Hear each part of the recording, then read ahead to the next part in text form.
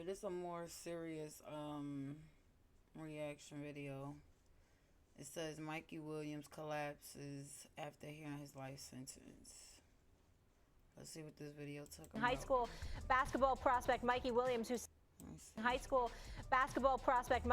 who signed a deal with Excel that is expected to generate millions for the student athlete. Mikey Williams was destined for NBA stardom, with millions of followers and endorsement deals before he even graduated high school. But one night changed everything. Faith, God, I'm stuck in a tough position, so I wasn't gonna get myself out of that. Neither was my lawyers or anybody else. 9 felony charges, potential decades in prison. His basketball dreams were destroyed overnight. But how did America's most promising high school star fall so far so fast? Let's break it down. The meteoric rise and catastrophic fall. Few stories in modern basketball capture the rise to fame and the crash that follows like Mikey Williams. The foundations of Williams' basketball destiny were laid early, rooted in a family where athletic excellence wasn't just encouraged, it was expected. His father, Marlon Williams, had been a standout high school basketball player at Sweetwater High School, while his mother, Charisse, excelled as a catcher and outfielder in collegiate softball at Hampton University. This genetic cocktail of athletic prowess, combined with an unwavering emphasis on discipline and perseverance, created the perfect storm for a basketball phenomenon to emerge. I got into basketball I probably started playing when I was like 4. My pops was a coach, so I was already around basketball and stuff all the time. From the tender age of 4, Williams was immersed in the world of basketball. But it wasn't until middle school that the basketball world truly took notice. A viral dunk video in 7th grade catapulted him into the national spotlight, drawing immediate comparisons to young LeBron James and sparking a social media following that would eventually exceed 3 million followers on Instagram alone. No, I wasn't. I was young. I was probably in like 7th grade, 8th grade, so all I knew was basketball. Like, business didn't really exist to me yet, you feel me? So it all just happened really fast. The explosion of Williams' fame wasn't accidental. It was carefully orchestrated by his father, who recognized the potential for his son's talents to transcend traditional basketball pathways. At just 13 years old, Williams signed a groundbreaking NIL deal with And One, the streetball apparel company, making history as the youngest endorser in sports. This deal, reportedly worth 6 figures, highlighted the shifting landscape where social media influencers could monetize fame before even reaching high school. Really, my pops was like the mind behind that. I didn't really know, a lot of stuff I was doing, I didn't know why I was doing it, but I was just doing it. He just telling me like it's gonna make sense. When Williams arrived at San Ysidro High School in 2019, expectations were astronomical, but even the most optimistic projections couldn't have predicted the statistical devastation he would unleash. As a freshman, he averaged an otherworldly 29.9 points, 6.7 rebounds, 4.9 assists, and 1.6 steals per game, leading San Ysidro to a CIF San Diego Section Division III championship. But it was one particular performance that would etch his name into California high school basketball folklore forever. On December 13, 2019, against Montgomery High School, Williams erupted for an astronomical 77 points, including 9 three-pointers, in a 116-52 victory, shattering San Diego County's single-game scoring mark previously held at 71 points. The performance wasn't just statistically remarkable, it was a cultural phenomenon that sent shockwaves through the basketball community and cemented his status as a generational talent. The accolades poured in like a torrential downpour: Max Prep's National Freshman of the Year, CIF San Diego Section Player of the Year, and a spot on the All-State First Team. Recruiting services pegged him as the #1 prospect in the 2023 class, with offers flooding in from blue blood programs like Kansas, Duke, and North Carolina. But Williams' ascension transcended mere basketball statistics. His social media presence became a masterclass in modern athlete branding, with Overtime, a sports media company, producing a YouTube reality series documenting his life, further amplifying his already stratospheric profile. The teenager who once felt uncomfortable in front of cameras had transformed into a content creation machine, understanding intuitively how to leverage his athleticism into cultural relevance. Like, that's sophomore year. That was my freshman year. Freshman year? Okay, freshman year. Yeah. To be that young with that many followers, like, was it hard for you? Yeah, cause I didn't know what to do. The NIL era's dawn found Williams perfectly positioned to capitalize on the seismic shift in amateur athletics. In October 2021, at age 17, he signed a multi-year endorsement deal with Puma, one of the first high school athletes to do so, launching signature apparel and sneakers. His NIL valuation reached an estimated $3.6 million, including NFT collections, appearances in NBA 2K22 commercials, and partnerships with brands like Lace Clips and Cash App. Celebrity endorsements followed the money. LeBron James praised his his game, Kevin Durant called him a must-watch, and Drake featured him in music videos and social posts. The teenager who had started with viral dunks in 7th grade was now rubbing shoulders with the entertainment elite, living a lifestyle that most professional athletes could only dream of achieving. The college recruitment process became a coronation rather than a competition. Williams committed to Memphis in November 2022 to play under Penny Hardaway, drawn by the program's NBA pipeline and Hardaway's legendary status. At his peak, scouts projected him as a top 5 NBA draft pick, viewing him as a dynamic scoring guard with star potential. But as Williams' star continued its seemingly inexorable rise, the pressures and temptations that accompany premature fame began to exert their corrosive influence. The teenager who had conquered social media and dominated high school basketball was about to discover that success built on such unstable foundations could crumble with devastating swiftness. The first cracks in the facade appeared not on the basketball court, but in the spaces between games, in the moments when the cameras weren't rolling and the crowds weren't cheering. Williams later reflected that there had been situations before the main incident that could have been not so good, admitting he had slipped up a few times just being young. I don't think it's the situation that happened. I think it was situations that I've been in before that could have been like, not so good. Because what happened is just like, God sat me down, you know what I'm saying? Like, I was never convicted of doing anything. Right. The warning signs were there for those willing to see them. Reports from scouts highlighting pre-arrest red flags, such as inconsistent effort and entourage influences,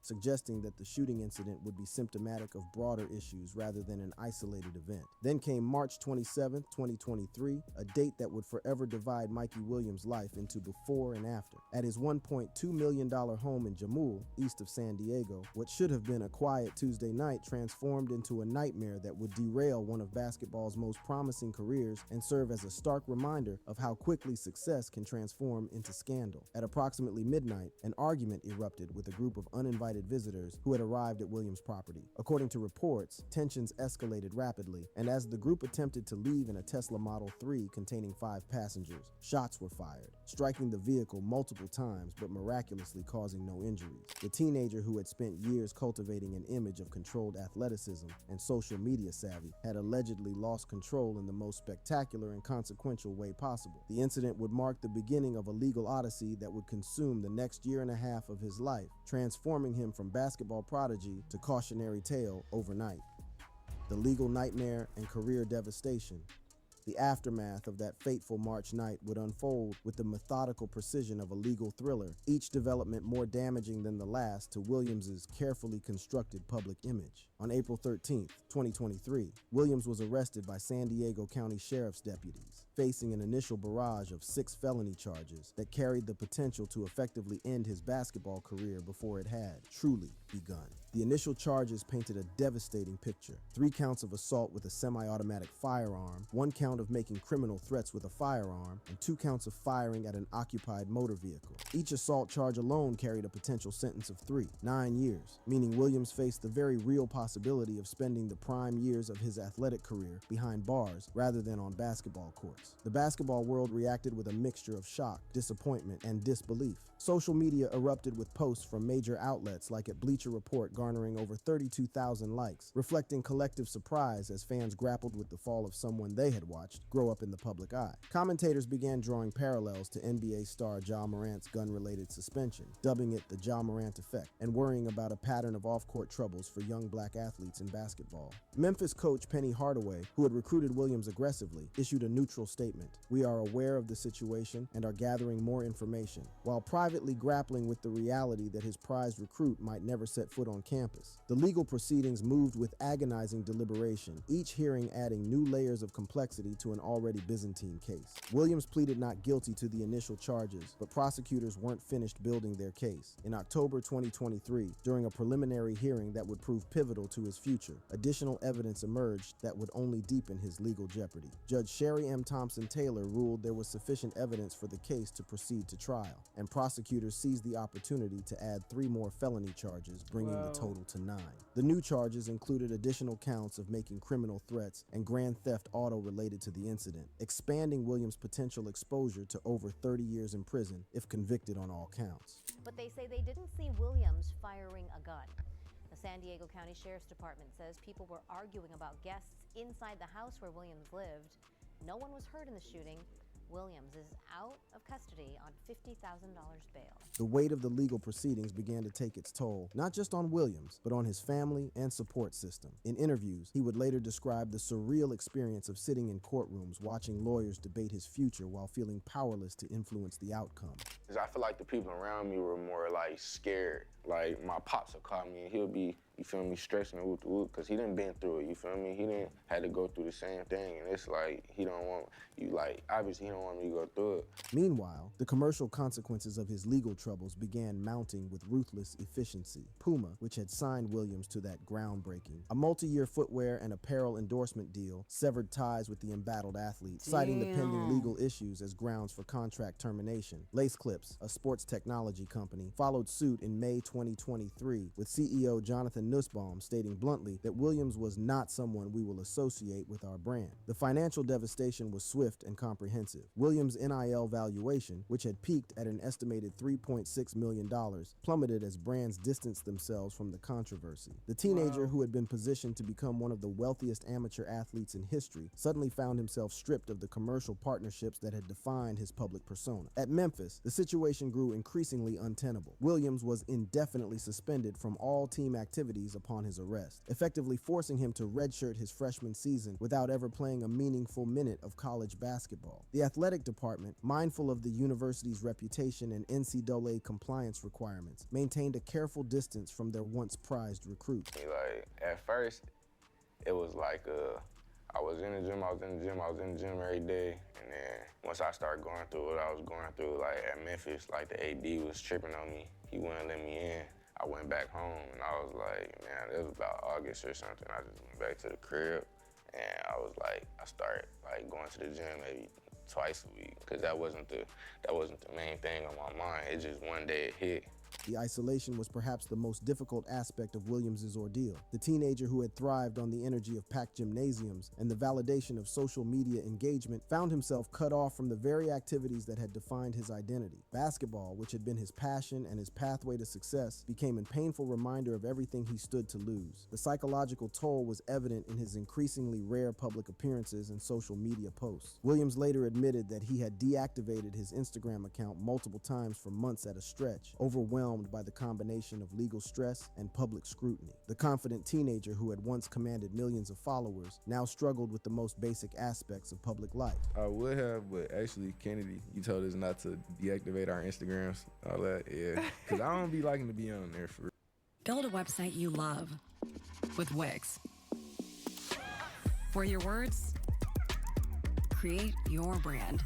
For real. You be deactivating yours? Yeah, I didn't deactivate them a few times for like months. As the legal proceedings dragged on through the summer and fall of 2023, Williams found himself in a form of professional limbo that few athletes ever experience. Too young to turn professional overseas, barred from college basketball, and facing potential incarceration, he watched helplessly as peers like Jared McCain and Rob Dillingham continued their basketball journeys, while his own remained suspended in legal uncertainty. The November 30th, 2023 plea hearing would prove to be the turning point in Williams' legal saga, though the path to that moment had been fraught with agonizing uncertainty and the very real possibility that his basketball career might be over before it had truly begun.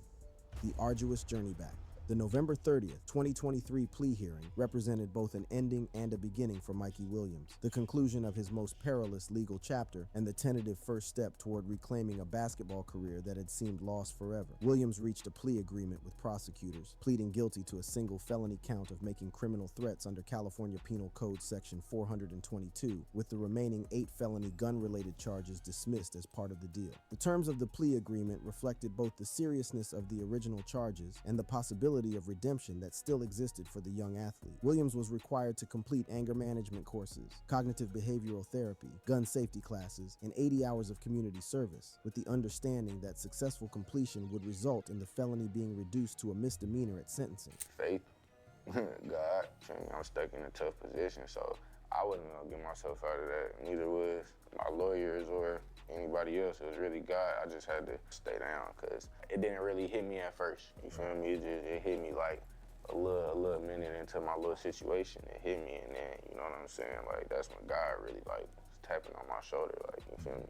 The basketball community's reaction to the plea deal was overwhelmingly positive, with many viewing it as a second chance for a talented young man who had made a serious mistake. Social media erupted with celebratory posts, including Jam John's viral 3-1 deficit post that garnered 17,000 likes, framing Williams' legal resolution as a comeback story rather than just the end of a nightmare. Williams threw himself into fulfilling the terms of his plea agreement with characteristic intensity. By the time of his August 12, 2024 sentencing, he had not only completed all required programs, but had exceeded the community service requirement, volunteering extensively with youth programs and demonstrating genuine commitment to personal growth. Judge Thompson Taylor, presiding over the sentencing hearing via virtual court from Florida, officially reduced the felony charge to a misdemeanor and sentenced Williams to 1 year of summary probation. The sentence included a 10-year restriction on possessing firearms, but crucially, no jail time, an outcome that finally allowed Williams to begin rebuilding his basketball career. However, the landscape Williams returned to was vastly different from the one he had left. In January 2024, even before his legal resolution was complete, Williams had entered the transfer portal from Memphis, citing the program's failure to prioritize his return amid the ongoing legal uncertainties. I couldn't get into Memphis, so I had to transfer anyways. But I felt like the coach, really, Coach Dawkins, played a big part in that. It's in the Big 12, you feel me? So the conference played a big part in that. Williams' commitment to the University of Central Florida, UCF, in March 2024 marked his return to college basketball, but it came with dramatically reduced expectations and circumstances. Coach Johnny Dawkins, who had emphasized second chances during the recruitment process, welcomed Williams to a program in the competitive Big 12 Conference. The 2024-25 season at UCF provided Williams with his first taste of college basketball, but the statistics told a humbling story of a player working to rebuild both his skills and his reputation. In 18 games with 5 starts, Williams averaged 5.1 points, 1.9 rebounds, and 0.7 assists in 14 minutes per game, shooting 37.1% from the field. While these numbers were modest compared to his high school dominance, they represented something far more valuable, proof that his basketball career could continue. For sure, like I'm grateful, like it's stuff like this. Like I have a game where I play 5 minutes. 7 minutes. I know I should be playing more. You feel me? It'd be tough, it'd be challenging. End of the day though, I'm like, bro, I'm out here playing. Like it'll make you shed a tear. Like that's the biggest blessing, you feel me? The psychological and emotional journey of Williams' comeback proved as challenging as the legal and basketball-related obstacles. In interviews, he spoke candidly about the humbling experience of going from projected lottery pick to role player and the patience required to rebuild a career that had seemed destined for immediate NBA stardom. Like, man, so it definitely affected me. Like, now it's like, I don't take this for granted. Days be frustrating, bro. Like, for sure. Even when people have whatever they have to say about me right now, like, I don't care. Despite showing flashes of his former brilliance, including season highs of 14 points against Iowa State and Oklahoma State, Williams struggled with consistency and the adjustment to college-level competition after an extended layoff. Injuries also limited his availability as he missed 19 games during the season, further complicating his attempts to regain basketball rhythm. By March 2025, Williams had entered the transfer portal once again, seeking a fresh start and greater opportunity to showcase his abilities. His commitment to Sacramento State in April 2025 represented yet another chapter in his ongoing redemption story. The Sacramento State program, under the guidance of head coach Mike Bibby, a former NBA All-Star and 2008 Olympic gold medalist, along with advisor Shaquille O'Neal serving as president of basketball operations, offered Williams something that had been elusive since his legal troubles began: a genuine opportunity for redemption and development in an environment focused on his basketball future rather than his troubled past. My goals, man, right now, man, I just want to get to the NBA. You know, I personally go to side for that, but the main goal, I just want to get to the NBA, bro. Like, I've worked my whole life for it, you know what I'm saying? Like, and I feel like what I've been through kind of fuels me. As of September 2025, Williams stands at a crossroads that would have seemed unimaginable during the height of his high school fame. Now 21 years old and preparing for what could be a pivotal sophomore season at Sacramento State, he faces the challenge of proving that the player who once seemed destined for NBA stardom can still achieve those dreams despite taking a far more circuitous route. The young man who now speaks with hard-earned wisdom about faith, patience, and personal growth represents a far different figure than the social media sensation who dominated high school basketball just a few years ago. His story serves as both cautionary tale and inspiration, a reminder of how quickly success can evaporate, but also of the possibility for redemption when someone is willing to do the difficult work of rebuilding from the ground up. But whatever it is that you want to do, just keep at it. You're going to get rewarded, you know what I'm saying? But nah, for the most part, I just be happy for him, man. Williams' journey from basketball prodigy to legal defendant to redemption-seeking college athlete illustrates the complex realities of modern youth sports, where social media fame, NIL opportunities, and the pressures of premature celebrity can create as many perils as possibilities. His story continues to unfold, with the final chapters yet to be written, serving as a powerful reminder that in basketball, as in life, it's not how you start the game that matters most, it's how you finish it. Thank you. Okay. Yeah. Good video. Happy this man got back up on his feet. Kept at his shit. You feel me? Never gave up. Love that.